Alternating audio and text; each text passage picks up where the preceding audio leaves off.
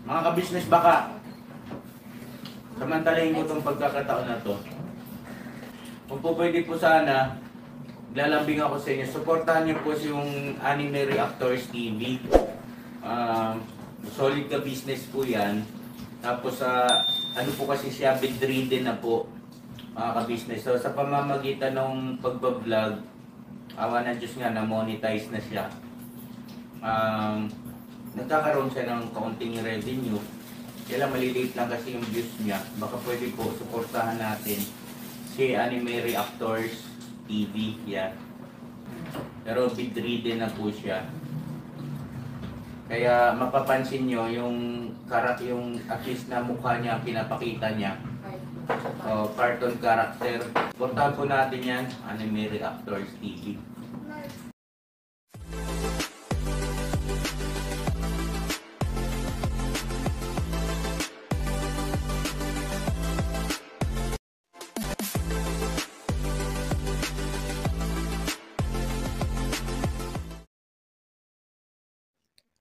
Hello guys, mapagpalang araw po sa ating lahat. Narito pong muli ang inyong lingkod, Anime Reactors TV.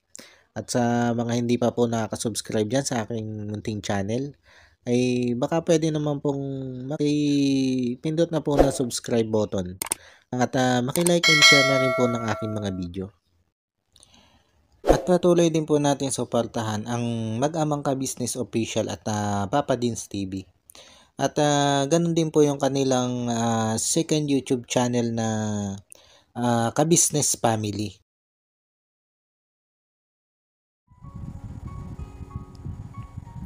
Yung panibagong araw, panibagong reaction ulit po tayo mga ka-business, mga kapapi. At for today's video po ay gawan po natin ng reaction o muli po natin gawa ng reaction. Itong nagpakilalang may-ari daw ng ginawang fake account ng KBO o ng Ka-Business Official. At ito nga po ay itong si Raymond Sayas. Dito po mga ka-business, mga papi, sa naging live ni ka-business na kung saan ay ang tinatalakay nila dito ay itong pagbabalik nitong si Stong. Ay dito po ay natalakay din itong patungkol dito kay Raymond Sayas. Dahil ito pala po mga ka-business, mga papi, ay may usapan itong si ka-business at itong si Raymond Sayas na nung Monday ay dapat ay pupunta itong si Raymond Sayas dito kay Ka-Business o dito sa bahay nila Ka-Business para nga po magpaliwanag at di umano'y lilinisin yung kanyang pangalan. Kaya lang ayon daw dito kay Raymond Sayas ay nagkanliligaw siya. Kumbaga hindi siya nakarating dito kay Ka-Business dahil hindi niya natukoy ang bahay nila Ka-Business. At dito mga ka-business, mga kapapi, ay meron po tayong clip video na kinuha dito sa live ni ka-business. At ito nga po, ito'y patungkol dito kay Raymond Sayas. Narito po yung video mga ka-business, mga kapapi. Raymond Sayas, napausap po kanina yan, tumawag. Naligaw. Mga ka-business, si Raymond Sayas po, yun po yung dapat ay pupunta rito sa bahay para mabigyan natin ng pagkakataon na i-vlog din yung kanya, yung side niya, sabi patungkol nga po rin kay sa yung account na fake account na ka-business.official, ano po yung patungkol doon. At hindi siya nakarating noong Monday kasi daw po ay nagkaligaw-ligaw siya. Pero Raymond Sayas, kaprangkain kita, malabo siya sa baunod po siya sinasabi mo, brada. Tama yun mga ka-business, mga kapapi. Kahit ako, hindi ako naniniwala na kaya hindi nakarating dito si Raymond Sayas sa bahay nila Ka-Business ay nagkanligaw-ligaw siya. Napakaraming paraan para pumunta dyan kay Ka-Business kahit pa sabihin na ligaw siya. Marunong naman siyang bumasa, marunong siyang sumulat. Kaya napaka-imposible na hindi siya nakarating dito kay Ka-Business dahil naligaw siya. Alam niyo po mga ka-business, mga papi, kung bakit ako hindi naniniwala na ito si Raymond Sayas ay kaya hindi nakarating dito kay Ka-Business ay nagkanliligaw. hindi niya matukoy itong kay Laka Business. Kasi po mga ka-business, mga kapapi, merong isang subscriber itong si Laka Business na humingi ng tulong sa akin para makapunta diyan kay Laka Business. At ito pong subscriber na ito mga ka-business, mga papi, ay no red no right. Ang gusto lang niya ay makapunta siya dito kay Laka Business at makita niya ng personal itong si Laka Business. Ito po mga ka-business, mga papi, kung matatandaan nyo, ito si Chuchay. Siya po yung tinutukoy kong subscriber ni Laka Business na no red no right na nakapunta diyan kay Laka Business. Kilala naman po siguro natin si Chuchay. Siya po yung laging naghihilot diyan kay Laka Business. Yung laging pumupunta diyan kay Laka Business para sila hilutin.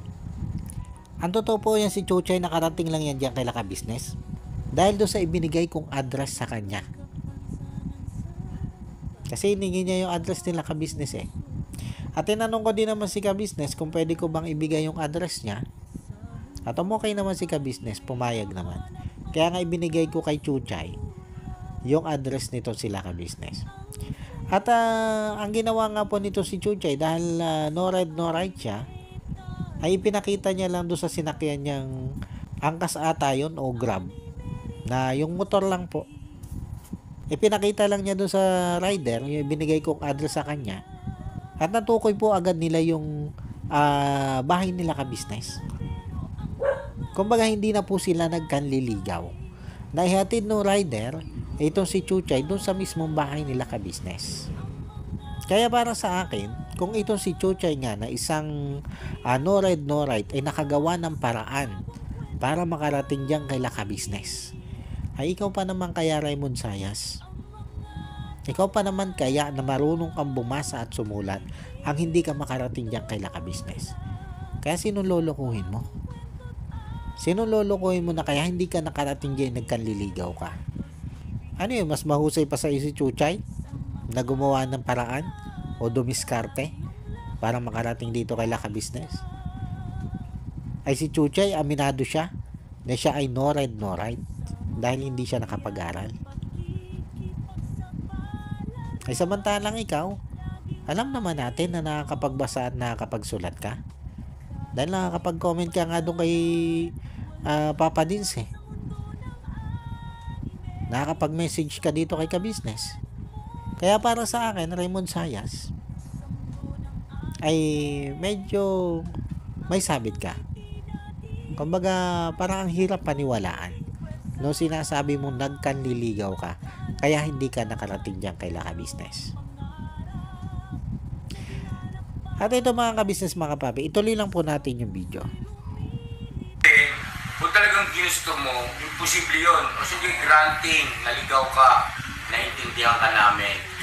Kanina, Yun yung ibig kong sabihin. Kung talagang ginusto mo, makakarating at makakarating ka dyan kay Laka Business. Kasi sabi ko nga, si Chuchay nga eh. Dahil gusto ni Chuchay na makarating dyan kay Laka Business at makita si Laka Business, nakagawa siya ng paraan para siya makarating dyan kay Laka Business. Kaya tama si Ka-Business. Kung talagang ginusto mo na makapunta dito kay Laka Business, makakapunta ka. Hindi dahilan na nagkanliligaw ka. Hindi dahilan yun, Raymond Sayas. Napakaraming pwedeng pagtanungan. Lalo na hawak mo na yung address nila Ka-Business, napaka-imposible na yan. Kahit nga sa Google Map mo yan tingnan eh, makikita at makikita mo yung address na yan eh. Tapos sasabihin mo, maliligaw ka. Ito mga Ka-Business, mga kapapi, tuloy lang po natin yung video. tumawag po kayo at ang sabi nyo ay by Monday. Please po, sana makarating kayo kasi para sa inyo rin naman po ito. Hindi po ito para sa akin. Totoo po yun mga Ka-Business, mga kapapi. Kung tutuusin itong pagpuntang ito ni Raymond Sayas dito kay Laka Business, ay hindi naman po yan para dyan kay Ka-Business eh. Para din yan sa kanya. Para nga po malinis yung pangalan niya at hindi siya makasuhan. Dahil ito sila Ka-Business, once na hindi umamin ito si Raymond Sayas o itong si Aldrin, kung sino yung may gawa ng fake account na yon, ay handa nga po itong si Ka-Business magkaso. At kung talagang walang kinalaman ito si Raymond Sayas at makakapunta siya dito kay Laka Business, mapapatunayan niya kay Laka Business na wala siyang sala. Wala na siya magiging problema. Kaya sa suma total ay para sa kanya din. Kung bakit siya pupunta dito kay Laka Business, hindi para kay Laka Business. Para din yan sa iyo, Raymond Sayas. Hindi para kay Aldrin, hindi para kay Laka Business, kundi para sa iyo. Ito po mga ka-business mga papi, ituloy lang po natin yung video. Kasi actionan po namin kung sino po yung may pakana o may kagagawa nun kasi para magsilbing aral din sa iba. Kasi dahil Yun mga ka-business mga papi, bibigyan ng aksyon nila ka-business yung patungkol dyan sa paggawa ng fake account na yan ng ka-business official. Kaya kung mapapatunayan mo Raymond Sayas na wala kang kasalanan dyan, maabsolto ka. Hindi ka makakasuhan. Kaya ako sinabi na para sa'yo din yung pagpunta mo sana dyan kay Laka Business. Kaya dapat porsigihin mo. Porsigihin mo makapunta ka dyan para hindi ka makasuhan. Kung sakaling hindi talaga ikaw ang gumawa ng kasalanan na yan. At kung ikaw naman yung gumawa ng kasalanan na yan, ng fake account na yan, ay mas maigi pa rin na pumunta ka dyan kay Laka Business. At humingi ka ng kapatawaran. Si Laka Business, alam mo naman yan. Mababa ang loob niyan. At kung hihingi ka ng tawad dyan sa ginawa mong kasalanan, imposibleng hindi ka niyang patatawarin. Dahil si ka-business ka ay malambot ang puso.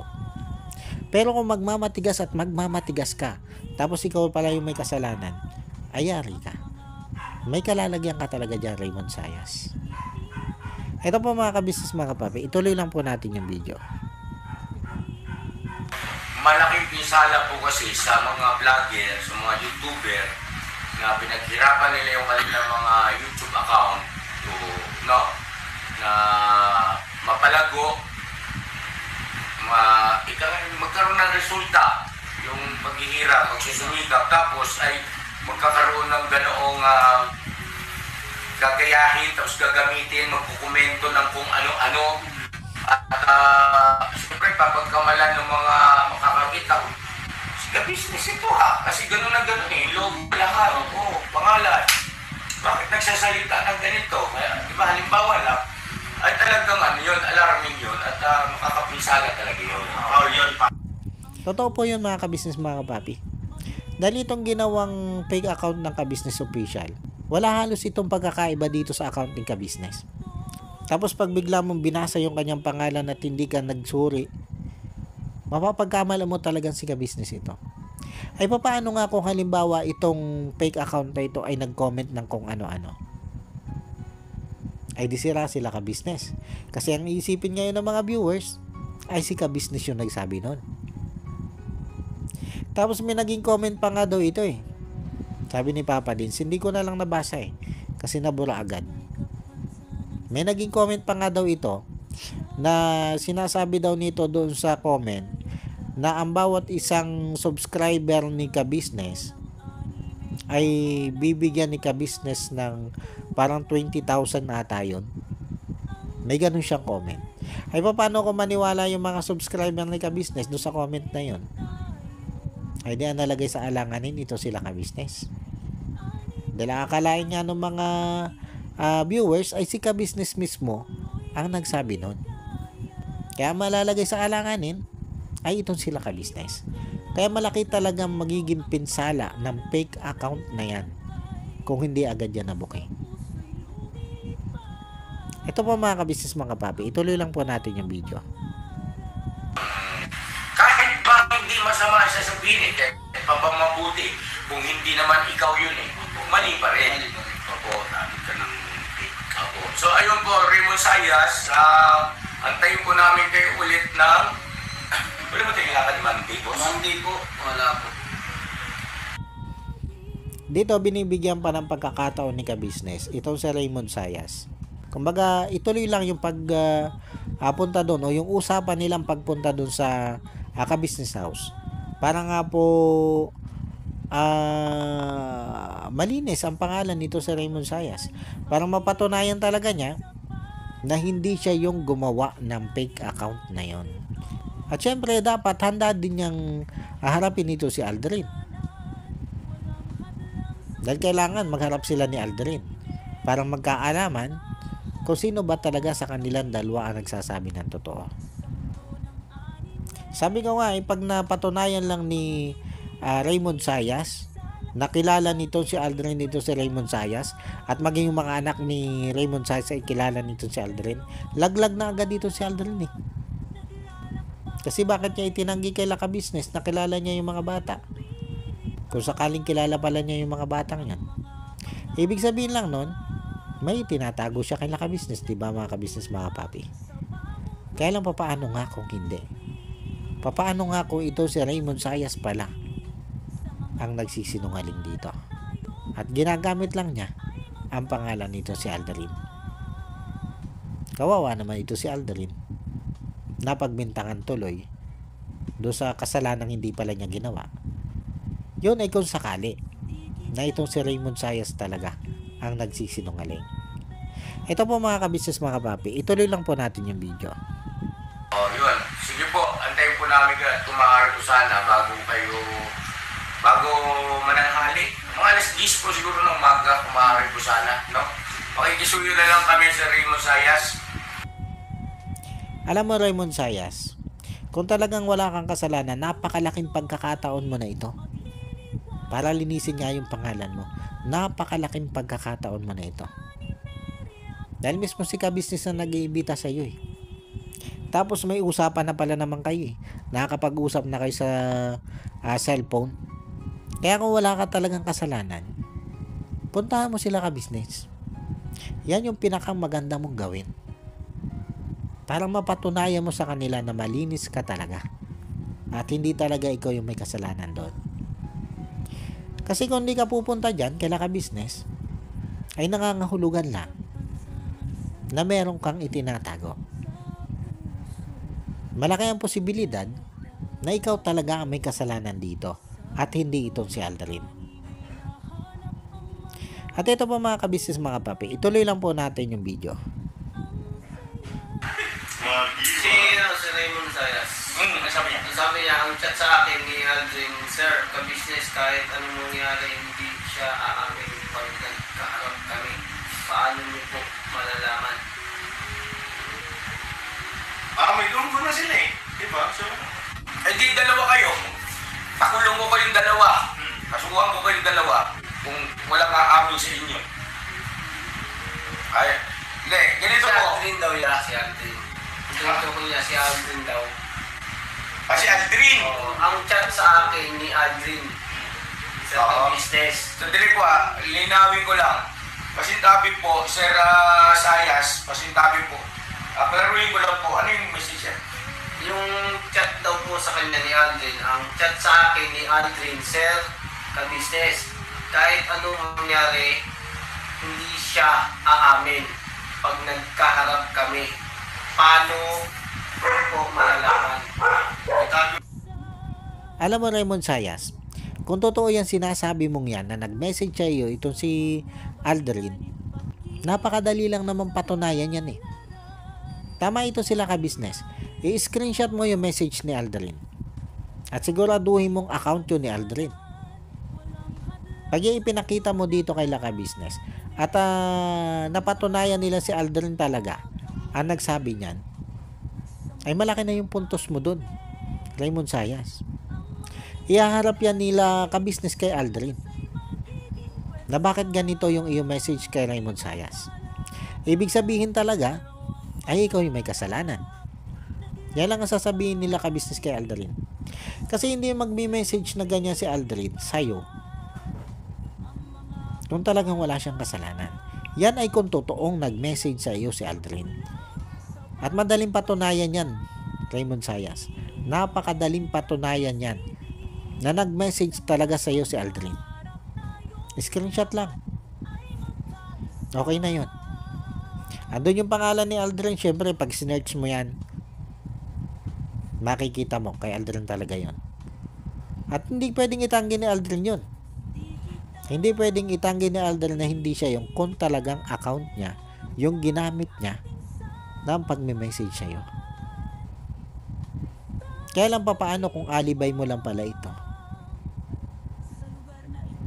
Kaya nga sabi ko, dapat meron kang screenshot. Tama sila ka-business. Tama ito si Intoy. Kailangan meron kang isang screenshot na pagpapatunay na nag-message talaga sa iyo si Aldrin. Ito po mga ka-business mga papi. Ituloy lang po natin. Yung message na yan. Screenshot mo. Burahin yung message. Screenshot. Screenshot yung message niya. Yung message sa'yo ni Aldrin, kailangan yan ay may pakita mo sa akin na naka-screenshot. Tapos siya message niya dyan, screenshot mo na rin. Alright. Dubot ka yung screenshot. Ging. Ano, wala nga. Doon. Yan, okay. So yun po. At nothing to worry po sir Raymond Sayas. Alam mo Raymond Sayas, kung totoo talaga ito na nag-message siya si Aldrin, ang laki ng ebidensya mo dito na si Aldrin talaga yung gumawa. Basta mapatunayan mo lang talaga na si Aldrin yung nag-message sa'yo. Kasi madaling gumawa ngayon ng kapangalang account eh. Ipapangalan mo lang kay Aldrin, lalagyan mo lang ng picture ni Aldrin sa profile, okay na yon. Pwede mo na i-chat yung sarili mo na kunwari si Aldrin na nag-message sa'yo. Madali nang gawin yon. Kaya dapat, bukod yan sa screenshot na yan, ay mapatunayan mo na itong si Aldrin talaga ang nag-message sa'yo. At yung account na nag-message sa'yo, o yung account ni Aldrin na nag-message sa'yo, ay talagang legit account ni Aldrin. Yan lang yung kailangan mo mapatunayan. At once na mapatunayan mo yan kay ka-business, bingo na itong si Aldrin. Kasi bakit siya magme-message ng ganun kung wala nga siyang kasalanan, di ba? Pero sabi ko nga, hindi pa rin tayo sasarado dito sa sinabing ito na Raymond Sayas. Kasi hindi naman natin alam kung totoo nga bang si Aldrin na nag-message sa kanya. O totoo bang nag-message sa kanya si Aldrin. Dahil hanggang ngayon, hindi pa naman siya pumupunta dito kay ka-business. At wala siya pang ipinapakitang ebidensya. Ito po mga ka-business mga kapapi, ituloy lang po natin. Ang importante dyan ay may bigay nyo yung side nyo at doon sa ganang paraan ay we are not born yesterday naman po at meron ng tinatawag na instinct, no? At bukod doon, kung kinakailangan talaga na paimbestigahan namin kayo, ang dalawa, kung ayaw nyo kung wala nga amin sa inyo, ay gawin natin kung alin yung nararapat.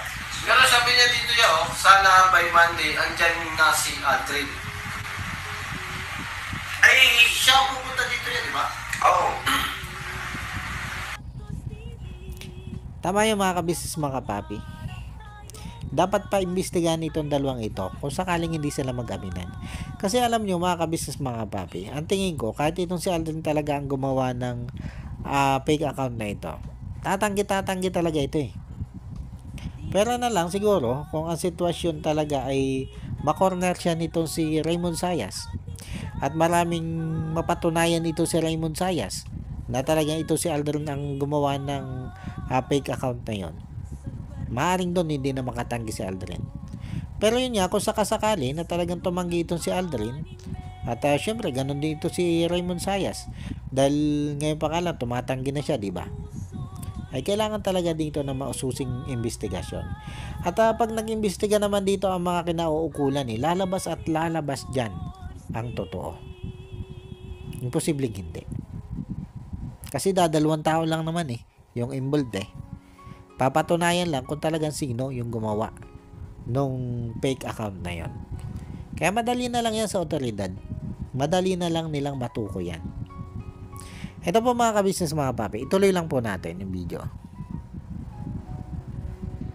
Nandito man si Aldrin o wala, ang mahalaga po kayo dumating. Kasi kayo po ang nakipag-usap sa akin. Kayo po ang nakipag-commit at si Aldrin naman po, anytime pwede naman namin puntahan yun dahil alam naman namin kung nasaan yung tao. Yes po. Opo nga mga ka-business mga papi, totoo po yun. Dahil itong si Aldrin naman po, ay nagpahayag ito kay Laka Business na anumang oras ay kaya niyang harapin o handa siyang harapin itong si Raymond Sayas. Kumbaga andun lang siya sa lugar na yun kasi may trabaho siya doon eh.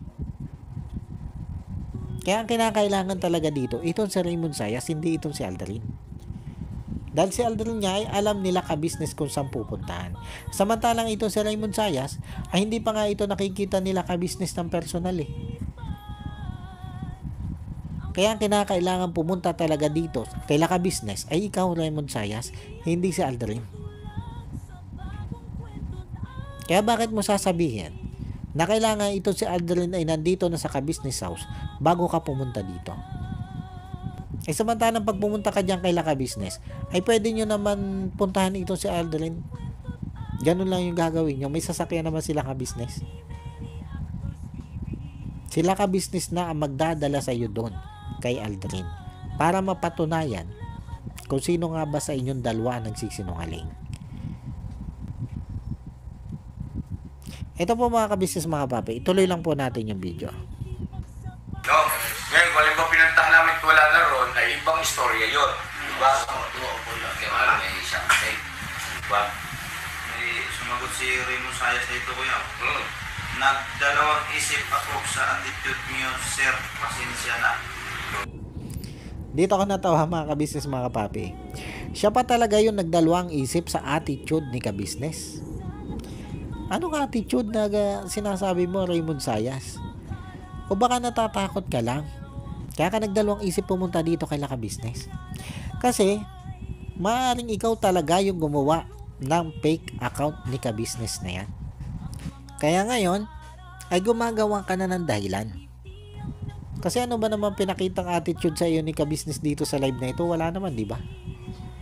Sinasagot lang ni ka-business yung mga sinasabi mo. At natural lang na ganyan ang maging sagot ni ka-business.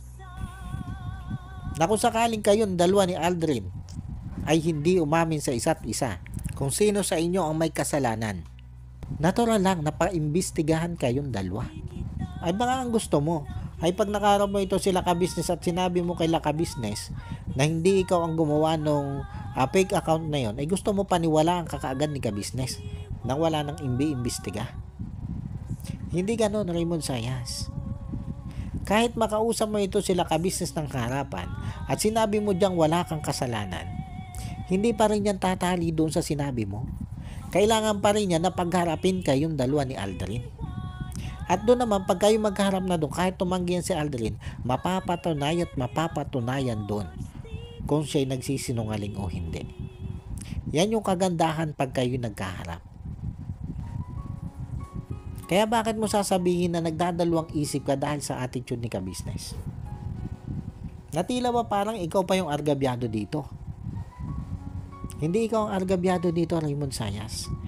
Sila ka-business ang argabyado dito, Raymond Sayas. Dahil sila yung nalagay sa alanganin. Dahil nga doon sa ginawa nyo nito si Aldrin. Kung sino man sa inyong dalawa ni Aldrin ang gumawa ng fake account na yan. Kayo yung may kasalanan dito. Isa sa inyong dalawa ang may kasalanan dito. Kaya wag mong sasabihin na ikaw pa ngayon yung nagdadalawang isip. Dahil doon sa di umano ay attitude na nakita mo kay ka-business. Ay dito sa pananalita mong ito, Raymond Sayas, parang pinapalabas mong ikaw ang biktima dito eh. Alalahanin mo, Raymond Sayas, hindi ikaw ang biktima dito. Si ka-business ang biktima dito. O sila ka-business ang biktima dito.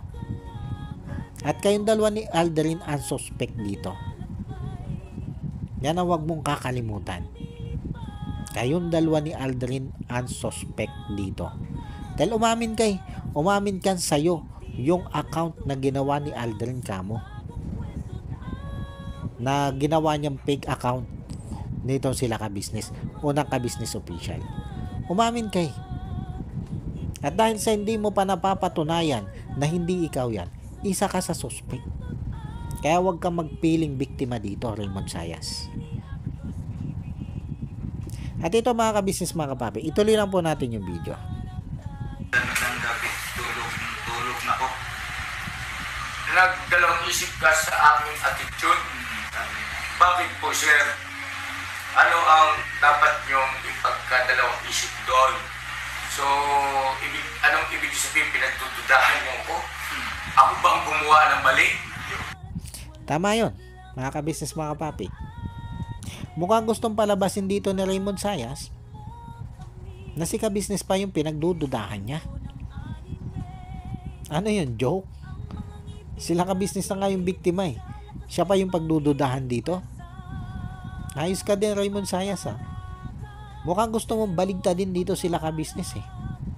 Kaya alam mo, Raymond Sayas, sa ginagawa mong ito, diyan sa ginagawa mong pananalitang yan, at diyan sa attitude mong yan, ikaw yung dapat pagdudahan dito eh, hindi sila ka-business eh. Ikaw yung kaduda-duda dito eh.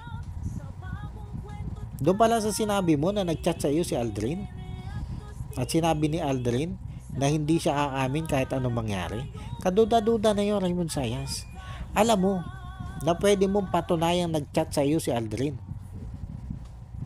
Kaya paano mo masasabi na baka hindi umamin si Aldrin at ikaw yung madiin? Ganun ba yun? Hindi mangyayari yun, Raymond Sayas, kung talagang wala kang kasalanan. Hindi mangyayari yun. Maniwala ka. Kaya lang sa ngayon ay parang sila ka-business pa ang binabaligtad mo. Dahil ano? Nabubuko ka na? Nako-corner ka na? Ganun ba yun, Raymond Sayas? Ituloy lang po natin yung video. Di ba? Question na aplikat dyan, sir. Question na aplikat dyan. At nakaamoy kita, Raymond Sayas. Pagkakay kita. Nakaamoy kita. At kung hindi ka darating, wala kang pakialam. Problema mo yun. Di ba problema yan? Hindi ako magawa niyan eh. Di ba? Huwag kang magsasalita sa akin ng ganyan, Brad. Lumalabas parang gumawa siya ng sarili ng multo ko yan. At pagka si Aldrin, pinuntahan ko ulit ka ng usap, ikaw ang dinihin. Pasensyahan tayo ha. Alam niyo po mga ka-business, mga kapapi, doon sa sinabi ni ka-business na naaamoy niya itong si Raymond Sayas. Totoo yun mga ka-business, mga kapapi. Totoo yun. Dahil kahit ako mga ka-business, mga kapapi, kahit ako duda ako dito kay Raymond Sayas. Dahil dito sa pinagsasabi niya ito. Duda ako dito. Ang tingin ko hindi ito nagsasabi ng totoo. At kung hindi siya pupunta dito kay ka-business, tama din si ka-business. Hindi na problema yun ni ka-business. Problema na yun nito sa Raymond Sayas. Dahil pag hindi siya pumunta dito, itutuloy nila ka-business yung demanda. Sino ngayon madidiin? Sino ngayon malalagay sa alanganin? Diba ito si Raymond Sayas?